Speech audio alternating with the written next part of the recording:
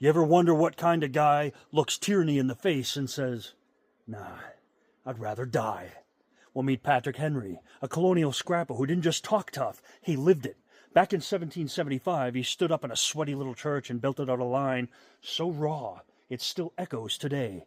Give me liberty or give me death.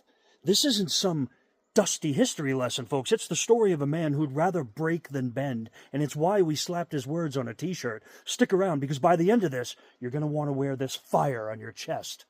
Patrick was the kind who'd rather kick the hornet's nest than tiptoe around it, a colonial rabble-rouser with a voice like a cannon and a backbone forged from the kind of stubbornness that would make a mule jealous.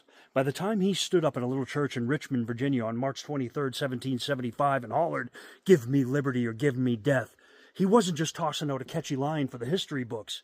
No, this was a man who'd been clawing his way toward that moment through years of sweat, failure, and a whole lot of folks telling him to sit down, shut up, and behave. And spoiler alert, he didn't. So let's rewind the tape a bit. Patrick Henry wasn't born with a silver spoon or a powdered wig stuffed with privilege. No, he came into this world in 1736 on a scrappy little patch of Virginia dirt called the Studley Plantation. His old man, John Henry, was a surveyor and a decent enough guy, but Patrick, he wasn't exactly cut out for the family business. He tried farming, failed. Tried running a store, failed harder. By the time he was 24, he'd burned through 2 careers and was staring down the barrel of a life that, looked more like a punchline than a legacy. But here's the thing about Patrick. He had a mouth on him, and when he figured out he could use it to argue a case, that's when the sparks started to fly. He became a lawyer, self-taught, mind you, because law school wasn't exactly a thing back then, and in 1763, he got his big break with something called the Parsons Cause. Picture this, a bunch of Anglican preachers whining about their paychecks because Virginia colonists decided tobacco wasn't worth what the crown said it was. Henry steps into the courtroom, all fire and brimstone, and tears into the king's authority like a starving dog on a soup bone. He called it tyranny right to their powdered faces in the crowd. Oh, they ate it up. He won the case, sure, but more importantly, he won the people. That's when folks started whispering, "This guy's trouble." Fast forward a decade, and Henry's troublemaking had gone pro. By 1775, the American colonies were a powder keg, waiting for a match. The British were clamping down on Texas troops, tea parties gone wrong, and Virginia was simmering hotter than a skillet full of bacon grease. Henry's already in the mix, serving in the House of Burgesses, firing off speeches that make your hair stand on end.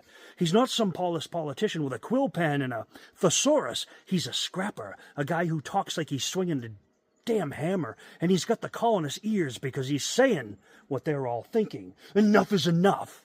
So we land at that church, March 23rd, 1775, the Second Virginia Convention. The room's packed with bigwigs, George Washington, Thomas Jefferson, the whole crew's there. But the air is thick with hesitation. Some want to keep negotiating with Britain, play nice, and send a few more polite letters begging for scraps. But Henry, he's done begging. He stands up, all 39 years of grit and gravel, and he lets it rip. He's not there to debate tax rates or trade deals. He's there to talk life and death, the dirty truth about freedom. And here's the full quote, because a lot of folks only catch the tail end and they miss it. That's like eating the crust and leaving the damn pie. "Is life so dear or peace so sweet as to be purchased at the price of chains and slavery?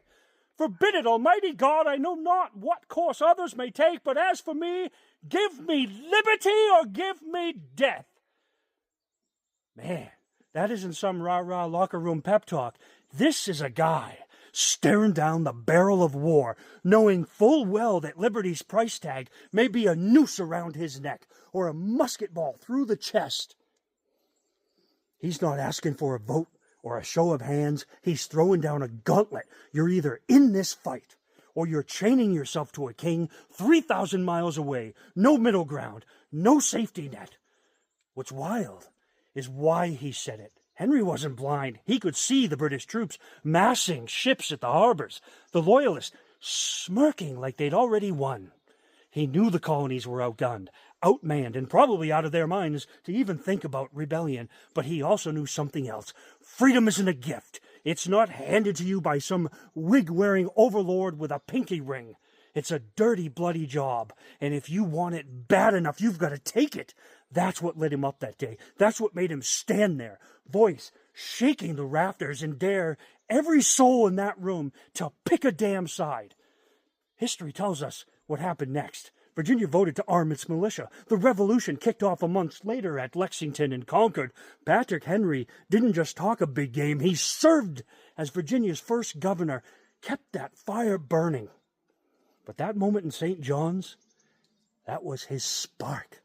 That was the second he stopped being a failed farmer or a small-time lawyer and became the guy who'd rather die on his feet than live on his knees. So the next time you hear or see a shirt that says, "Give me liberty" or "Give me death," don't just nod and move on. Think about Patrick Henry, rough around the edges, broke more times than not, but too stubborn to bow. Think about what he was really saying. Freedom's not free, folks. It's a choice. And it's a hell of a hill to climb. So there you have it. Patrick Henry, the guy who turned a church into a battlefield with nothing but words and a spine of steel. Give me liberty or give me death. It wasn't just a speech, it was a battle cry for anyone who'd rather stand tall than kneel. And that's what this shirt's all about.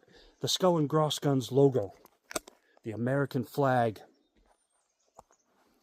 This shirt is about carrying that grit, that gut, that refusal to back down. So grab one, wear it proud, and next time life tries to chain you up, you know exactly what to say. Liberty's a tough job, people. It's time to suit up for it. As always, watch your top knot.